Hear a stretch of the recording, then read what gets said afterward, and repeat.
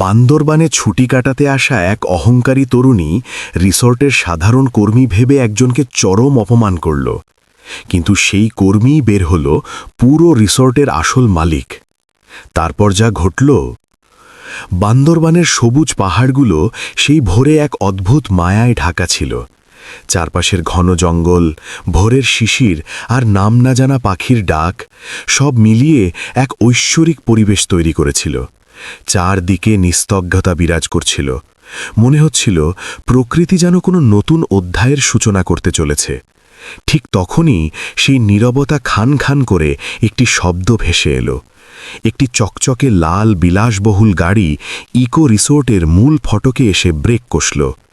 গাড়ির দরজা খুলতেই বেরিয়ে এলো রিয়া। দামি চামড়ার জুতো, কাঁধে ডিজাইনার ব্যাগ আর চোখে মুখে স্পষ্ট বিরক্তির ছাপ। রিয়া এমন এক জগতের বাসিন্দা যেখানে টাকার অহংকারে মাটি ছোঁয়ার সময়টুকুও মানুষের থাকে না। সে সোজা রিসোর্টের লাউঞ্জের দিকে পা বাড়িয়ে বেশ চিৎকার করেই বলল, এখানে কি কেউ বেঁচে আছো? আমার এই ট্রাঙ্কটা কে ভেতরে নিয়ে যাবে? তার গলার স্বরের তীব্রতায় আশপাশের কয়েকজন অতিথিও চমকে গিয়ে তাকালো। ঠিক সেই মুহূর্তে একটি তরুণ ধীর পায়ে এগিয়ে এলো। পরনে সাধারণ ফতুয়া, উস্কো খুস্কো চুল আর চেহারায় এক অদ্ভুত প্রশান্তি। ম্যাম, আমি সাহায্য করছি, ছেলেটি অত্যন্ত বিনম্র স্বরে জানালো। রিয়া তাকে তীব্র অবজ্ঞার দৃষ্টিতে মাপল। তার কাছে এই ছেলেটি একজন সাধারণ কুলি ছাড়া আর কিছুই নয়। সে বাঁকা হেসে বলল, তুমি এই ভারী ট্রাঙ্কটা তোমার ওই লিকলিকে হাতে উঠবে? তরুণটি বিন্দুমাত্র বিচলিত না হয়ে মৃদু হাসল। হ্যাঁ ম্যাম, আমার অভ্যেস আছে। রিয়া ট্রাঙ্কটার দিকে ইশারা করে বলল, সাবধানে ধরবে, এর ভেতরে যা আছে তা বিক্রি করলে তোমার মতো অনেকের সারা জীবনের খাবার জুটবে। তরুণটি কোনো উত্তর না দিয়ে নিঃশব্দে ট্রাঙ্কটি কাঁধে তুলে নিল এবং শান্তভাবে হাঁটতে শুরু করল। রিসোর্টের ভেতরের সাজসজ্জা ছিল চোখ ধাঁধানো। বাঁশ আর কাঠের কারুকাজ, স্নিগ্ধ আলোর ব্যবস্থা আর চারদিকে এক রাজকীয় আবহ। রিয়া হাঁটতে হাঁটতে তার ভ্লগিং ক্যামেরা অন করে কথা বলছিল। হ্যালো ভিউয়ার্স, জায়গাটা বেশ সুন্দর, কিন্তু এখানকার কর্মচারীদের অবস্থা বড্ড ক্ষেত। এই যে আমার পেছনে যে হাঁটছে তাকে দেখলেই বুঝবে। সে তরুণটির দিকে ক্যামেরা ঘুরিয়ে তাচ্ছিল্যের হাসি হাসল। তরুণটি সব দেখছিল, কিন্তু তার চোখে মুখে কোনো বিরক্তি ছিল না। কটেজের দরজা খুলে সে ট্রাঙ্কটা ভেতরে রাখল। ম্যাম, আপনার ঘর গোছানো আছে, সে জানালো। রিয়া চারপাশটা একবার চোখ বুলিয়ে দেখল। সব কিছু নিখুঁত, ব্যালকনির দৃশ্য থেকে শুরু করে বিছানার চাদর পর্যন্ত। তা সত্ত্বেও সে মুখ বিকৃত করে বলল, শোনো, এরপর থেকে আমার সার্ভিসে যেন কোনো স্মার্ট আর প্রেজেন্টেবল কাউকে পাঠানো হয়। আমি আনপ্রফেশনাল লোক পছন্দ করি না। তরুণটি শুধু বিনীতভাবে ঘাড় নাড়ল। অবশ্যই ম্যাম। দরজা টেনে সে বেরিয়ে গেল। বারান্দা দিয়ে ফিরে যাওয়ার সময় তার ঠোঁটের কোণে সেই একই রকম নির্বিকার হাসি লেগেছিল। দুপুর গড়িয়ে বিকেল হল। পাহাড়ের ঠান্ডা বাতাস বইতে শুরু করেছে। রিয়া রিসর্টের ওপেন এয়ার ক্যাফেতে বসেছিল। সে একটি দামি কফি অর্ডার করে নিজের ল্যাপটপে ব্যস্ত হয়ে পড়ল। একটু পরে সেই তরুণটি ট্রেতে করে কফি নিয়ে এলো। তাকে দেখেই রিয়ার মেজাজ বিগড়ে গেল। আবার তুমি? তোমাকে না বললাম আমার সামনে না আসতে? তোমার সার্ভিস আমার দরকার নেই। তরুণটি অত্যন্ত ধীর গলায় উত্তর দিল, ম্যাম, আমি কেবল আমার দায়িত্ব পালন করছি। রিয়া ল্যাপটপটা সজোরে বন্ধ করে বলল, দায়িত্ব? তোমাদের মতো ছোট লোকদের কাজই হলো ফাইফরমাস খাটা। তোমার আর আমার মধ্যে আকাশ পাতাল তফাত, সেটা মাথায় রেখো। ক্যাফেতে উপস্থিত অন্য পর্যটকরা অস্বস্তিতে তাদের দিকে তাকাচ্ছিল। তরুণটি কিছুক্ষণ স্থির হয়ে দাঁড়িয়ে রইল। তারপর নিচু কিন্তু দৃঢ় স্বরে বলল, তফাতটা আসলে ব্যাংক ব্যালেন্সে নয় ম্যাম, তফাতটা মানুষের মানসিকতায়। রিয়া হো হো করে হেসে উঠল। দারুণ লেকচার দিলে তো, এবার যাও। তরুণটি আর বাক্যব্যয় না করে নিজের কাজে ফিরে গেল। রাতের বেলা রিয়া তার কটেজের ইজি চেয়ারে বসেছিল। বাইরে চাঁদের আলোয় পাহাড়ের চূড়াগুলো চকচক করছিল, নিচে ঝিঁঝি পোকার ডাক। সবকিছু মনোরম হলেও তার মনের ভেতর বারবার ওই ছেলেটির কথা ফিরে আসছিল। অদ্ভুত একটা লোক, সে বিড়বিড় করল। ঠিক ওই সময়েই রিসর্টের মূল ভবনের একটি শীতাতপ নিয়ন্ত্রিত ঘরে সেই তরুণটি বসেছিল। তার সামনে ল্যাপটপ আর নানা রকম কাগজ ছড়ানো। রিসর্টের জেনারেল ম্যানেজার অত্যন্ত শ্রদ্ধার সাথে দাঁড়িয়েছিলেন। স্যার, কালকের কনফারেন্সে বিদেশি ডেলিগেটরা আসছেন, ম্যানেজার জানালেন। তরুণটি ল্যাপটপ থেকে চোখ না সরিয়েই বলল, আমাদের আতিথেয়তায় যেন এতটুকু ত্রুটি না থাকে, সবকিছু নিখুঁত হওয়া চাই। ম্যানেজার বিনীতভাবে বললেন, নিশ্চিন্ত থাকুন স্যার, সব ব্যবস্থা হয়ে গেছে। এই দৃশ্য বলে দিচ্ছিল ছেলেটি কোনো সাধারণ কর্মচারী নয়, কিন্তু রিয়া তখনও এই বিশাল সত্যটা থেকে সম্পূর্ণ অন্ধকারে ছিল। পরদিন ভোরে পাহাড়ের বুক চিরে সূর্য উঠল। রিসর্টের চারপাশের গাছপালা শিশিরে ভিজে এক স্নিগ্ধ রূপ ধারণ করেছিল। সকালের হিমেল হাওয়া গায়ে মেখে রিয়া কটেজের বারান্দায় দাঁড়িয়েছিল। তার হাতে চা থাকলেও দৃষ্টি নিবদ্ধ ছিল স্মার্টফোনের স্ক্রিনে। কালকের আপলোড করা ভিডিওতে প্রচুর রেসপন্স চলে এসেছে। সে আত্মতৃপ্তির হাসি হাসল। আমি যেখানেই যাই, স্পটলাইট আমাকেই খুঁজে নেয়। নিচের রিসর্টের লবিতে সেই তরুণটি, যার নাম আরিয়ান, শান্ত ভঙ্গিতে দাঁড়িয়েছিল। তবে আজকের দৃশ্যপট ভিন্ন। রিসর্টের বিভিন্ন বিভাগের প্রধানরা তাকে ঘিরে দাঁড়িয়ে অত্যন্ত নিচু স্বরে কথা বলছিল। স্যার, আজ প্রচুর ভিআইপি আসবেন, সিকিউরিটি বাড়ানো হয়েছে। আরিয়ান সম্মতিসূচক মাথা নাড়ল। সার্ভিস যেন ওয়ার্ল্ড ক্লাস হয়, কারো যেন কোনো রকম অসুবিধার সম্মুখীন না হতে হয়। তার কণ্ঠস্বরে কোনো রুক্ষতা ছিল না, কিন্তু নির্দেশনার মধ্যে এক অমোঘ ক্ষমতা লুকিয়েছিল। কিছুক্ষণ পর রিয়া লবিতে নেমে এলো। সে আজ একটি এক্সক্লুসিভ ডিজাইনার ড্রেস পরেছে, চোখে দামি সানগ্লাস, হাঁটা চলায় সেই চিরচেনা ঔর্ধ্বক্য। লবিতে ঢুটেই যখন তার চোখ আরিয়ানের ওপর পড়ল, সে বিরক্তিতে চোখ মুখ কুঁচকে ফেলল। এই লোকটাকে কি আমার পেছনে লাগিয়ে রাখা হয়েছে? সে রাগে গজগজ করতে করতে সোজা ফ্রন্ট ডেস্কে চলে গেল। এক্সকিউজ মি, আমি একটা কমপ্লেইন করতে চাই, সে রীতিমতো ধমকের সুরে বলল। রিসেপশনে থাকা মেয়েটি ভয় পেয়ে গেল। জি ম্যাম, বলুন কি সমস্যা? রিয়া আরিয়ানের দিকে আঙুল তুলে বলল, এই আনকালচার ছেলেটা বারবার আমার চোখের সামনে ঘুরঘুর করছে। আমি স্পষ্ট বলেছিলাম ওকে আমার ধারে কাছে দেখতে চাই না। পুরো লবিতে হঠাৎ পিন পতন নীরবতা নেমে এলো। সবাই অবাক দৃষ্টিতে রিয়ার দিকে তাকিয়ে রইল। আরিয়ান নিজের জায়গাতেই শান্তভাবে দাঁড়িয়েছিল। রিসেপশনিস্ট কিছু একটা বলতে যাচ্ছিল, কিন্তু আরিয়ান হাত তুলে তাকে থামিয়ে দিল। ঠিক আছে। এরপর আরিয়ান ধীর পায়ে রিয়ার সামনে এসে দাঁড়ালো। অত্যন্ত মোলায়েম কণ্ঠে বলল, ম্যাম, আপনার যদি আমাকে দেখে এতই অস্বস্তি হয়, তবে আমি কথা দিচ্ছি আজ থেকে আপনার সামনে আর আসব না। রিয়া তাচ্ছিল্য ভরে বলল, খুব ভালো, কারণ তোমার ওই চেহারাটা দেখলে আমার পুরো দিনটাই মাটি হয়ে যায়। আরিয়ান সামান্য হাসল, আপনার যেমন ইচ্ছা। রিয়া গটগট করে সেখান থেকে চলে গেল। কিন্তু এবার আরিয়ানের চোখের দৃষ্টিতে একটা গভীর চিন্তার ছাপ ফুটে উঠল। ভর দুপুরে রিয়া জঙ্গল সাফারিতে বেরোল। পাহাড়ি আঁকাবাঁকা পথ, বিশাল সব গাছ আর বুনো ফুলের সৌন্দর্য তাকে মুগ্ধ করছিল। সে একজন গাইড ভাড়া করেছিল, কিন্তু নির্দিষ্ট পয়েন্টে পৌঁছনোর পর গাইডকে দেখে তার চোখ কপালে উঠল। তুমি আবার? সে রাগে ফেটে পড়ল। সেই গাইড আর কেউ নয়, স্বয়ং আরিয়ান।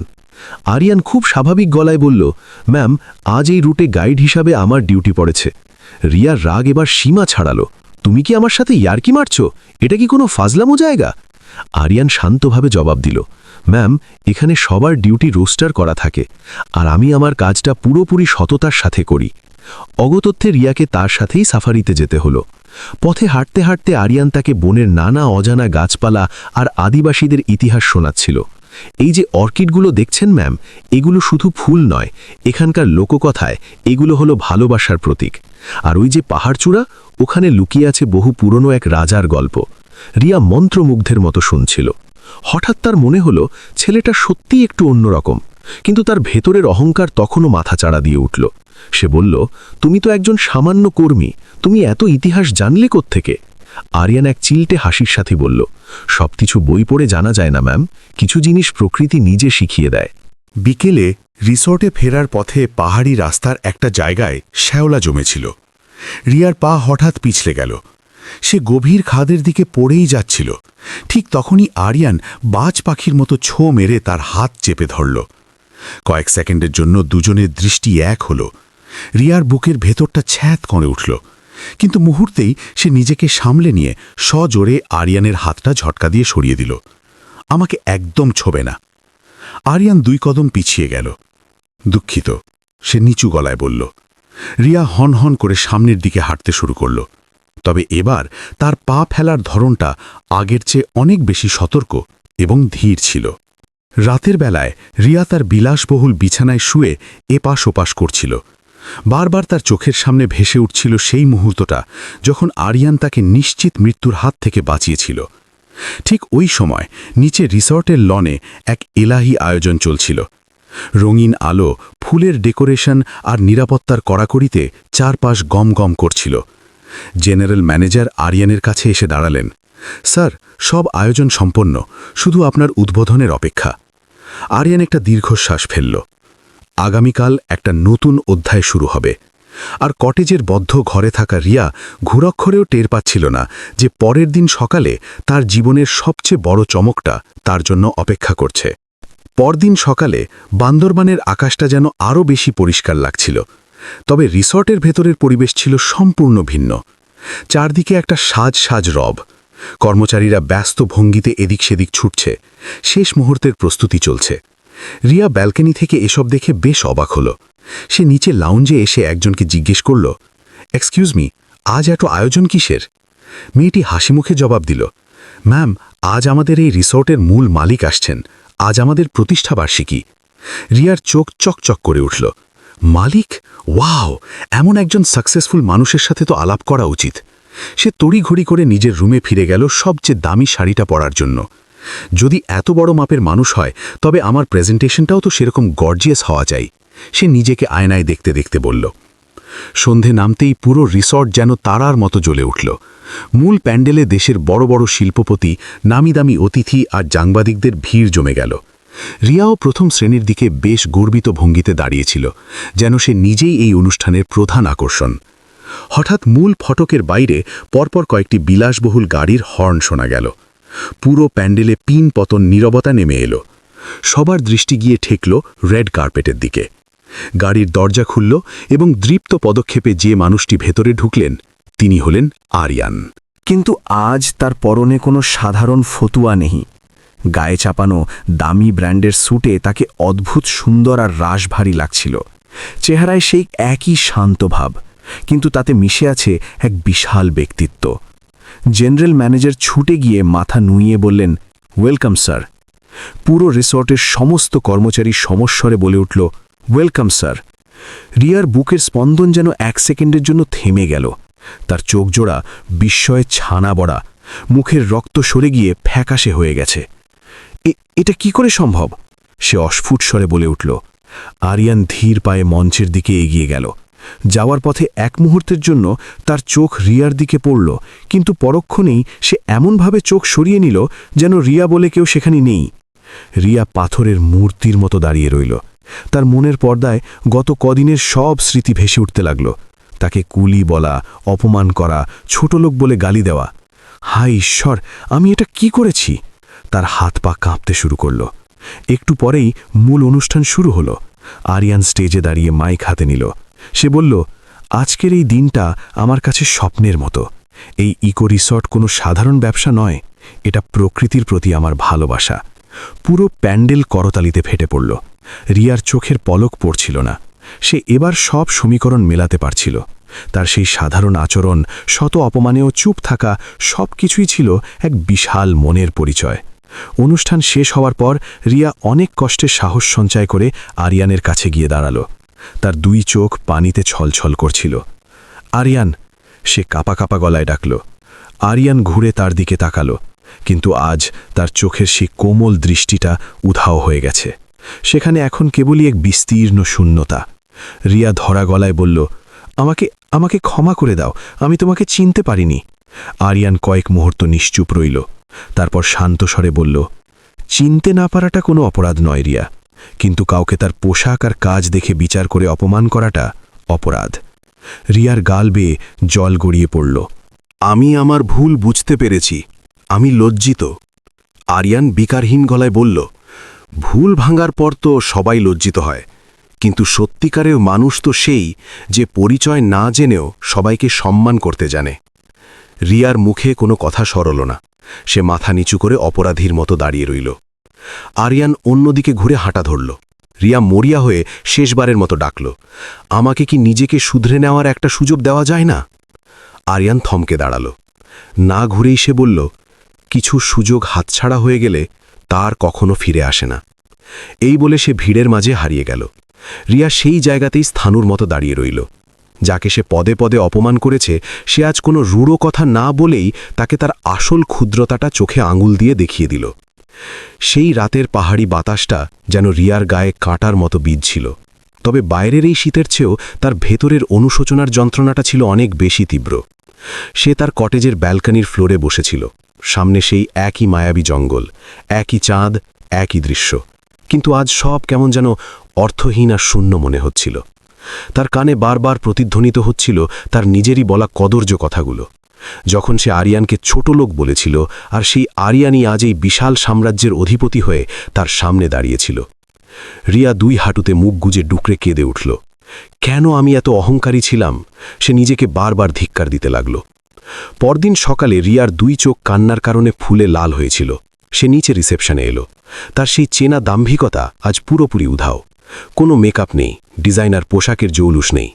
রিসেপশনিস্ট তাকে দেখে অবাক হয়ে জিজ্ঞেস করল, ম্যাম, আপনি কি কিছু খুঁজছেন? রিয়া অত্যন্ত ম্লান স্বরে বলল, আমি একটু আরিয়ানের সাথে দেখা করতে চাই। রিসেপশনিস্ট কিছুক্ষণ আমতামতা করে বলল, ম্যাম, স্যার তো আজ খুব ব্যস্ত, ওনার সারাদিন কনফারেন্স চলবে। রিয়া আর কোনো জোরাজুরি করল না। আচ্ছা বলে সে ধীর পায়ে বাইরে বেরিয়ে গেল। পাহাড়ের রাস্তায় তখন হালকা কুয়াশা। রিয়া একা একা সেই পথ ধরে হাঁটতে লাগল। কোনো ক্যামেরার লেন্স নেই, কোনো সোশ্যাল মিডিয়ার লাইভ নেই। হাঁটতে হাঁটতে সে সেই বাঁকটিতে এসে পৌঁছল যেখানে সে খাদে পড়ে যাচ্ছিল। সেই জায়গাটার দিকে তাকিয়ে একটা করুণ হাসি হাসল। আরিয়ান না থাকলে আজ হয়তো আমি এই পৃথিবীতেই থাকতাম না। তার বুকের ভেতরটা এক অদ্ভুত ভালোবাসায় আর সেই সাথে তীব্র যন্ত্রণায় মোছড়ে দিয়ে উঠল। যে মানুষটা আমাকে বাঁচালো, আমি তাকেই সবচেয়ে জঘন্য অপমান করেছি। সে রাস্তার ধারের একটা বড় পাথরে ক্লান্ত হয়ে বসে পড়ল। ঠিক সেই সময় পাহাড়ি কাঠকুড়া নিয়ে এক বৃদ্ধা সেখানে এসে তার পাশে বসল। সে রিয়ার বিষণ্ণ মুখটার দিকে তাকিয়ে স্নেহমাখা স্বরে জিজ্ঞেস করল, কিরে মা, এমন ভর দুপুরে একা একা এখানে বসে কি ভাবছিস?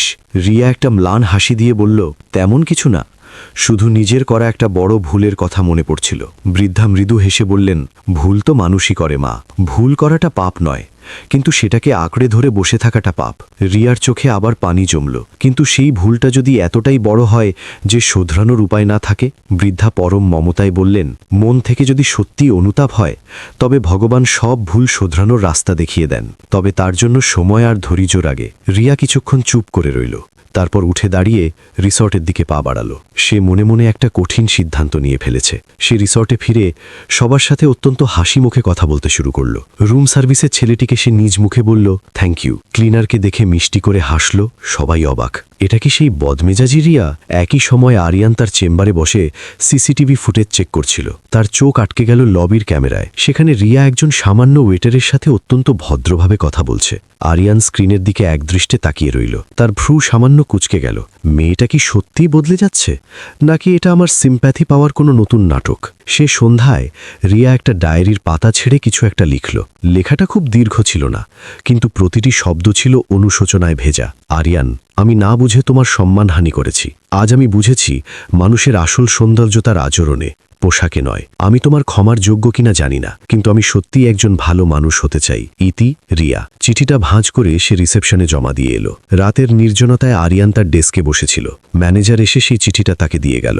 আরিয়ান চিঠিটা খুলে পড়ল। পড়ার পর বেশ কিছুক্ষণ সে স্তব্ধ হয়ে বসে রইল। সে ধীরে ধীরে জানালার কাছে গিয়ে দাঁড়ালো। বাইরে জোনাকি পোকারা উড়ছিল।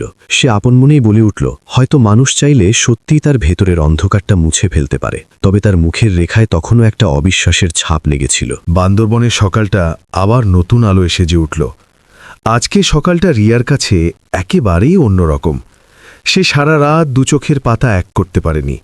তার মনে শুধু একটাই দ্বন্দ্ব চলছিল, আরিয়ান কি তাকে সত্যি মন থেকে মাফ করতে পারবে? সকালবেলা সে মনস্থির করে ফেলল, আজ সে আরিয়ানের মুখোমুখি হবে এবং সে যা শাস্তি দেবে মাথা পেতে নেবে। সে বুক দুরুদুরু নিয়ে আরিয়ানের অফিসের দরজার সামনে এসে দাঁড়ালো। কাঁপা কাঁপা হাতে দরজায় নক করল। ভেতর থেকে গম্ভীর কণ্ঠস্বর ভেসে এলো, ভেতরে আসুন।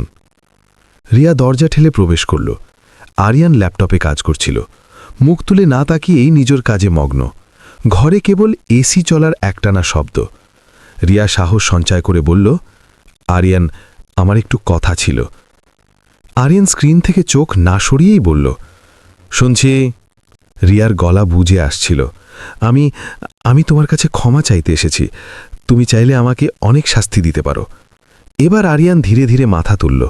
তার চোখে আর আগের সেই ক্ষোভ নেই, তবে প্রশান্তিটাও পুরোপুরি ফিরে আসেনি। রিয়ার গাল মেয়ে অঝরে জল ঝরতে লাগল। আমি তোমাকে একজন সাধারণ কর্মী ভেবে তোমার সাথে অমানুষের মতো আচরণ করেছি, তোমাকে আঘাত করেছি। সে কাঁদতে কাঁদতে বলতে লাগল, কিন্তু আজ আমি বুঝেছি যে আমার চেয়ে নিচু মানসিকতার মানুষ আর কেউ নেই। বান্দরবানের সেই বাতাস এখন আর আগের মতো অচেনা লাগছিল না। সেই বাতাসে এখন মিশেছিল দুটি মনের বোঝাপড়া, শ্রদ্ধা আর ভালোবাসার উষ্ণতা। রিয়া দূরে সবুজ পাহাড়ের চূড়ার দিকে তাকিয়ে রইল, যেখানে মেঘেরা খেলা করছিল। তার মনে হল এই মেঘগুলো যেন তার জীবনের সব কালিমা ধুয়ে মুছে সাফ করে দিয়েছে। আরিয়ান তার ঠিক পাশেই দাঁড়িয়েছিল। তাদের দুজনের মাঝখানে এখন আর কোনো অদৃশ্য দেওয়াল নেই। রিয়া একটা স্নিগ্ধ হাসি হেসে বলল, আমি কোনোদিন ভাবতে পারিনি যে এখানে এসে আমি আমার সত্যিকারের সত্তাকে খুঁজে পাব। আরিয়ান তার দিকে তাকিয়ে উত্তর দিল, মাঝে মাঝে গন্তব্যে পৌঁছানোর চেয়ে নিজের ভেতরের আমিটাকে খুঁজে পাওয়া বেশি জরুরি। এরপর দুজনেই চুপচাপ প্রকৃতির এই অপরূপ সৌন্দর্য উপভোগ করতে লাগল। তাদের নীরবতার মাঝেও লুকিয়েছিল এক না বলা কথার অনুরণন। এভাবেই তাদের গল্পটা সামনের দিকে এগোতে লাগল, কোনো অহংকার বা বিদ্বেষ দিয়ে নয়, বরং পারস্পরিক সম্মান আর খাঁটি অনুভূতির জোরে।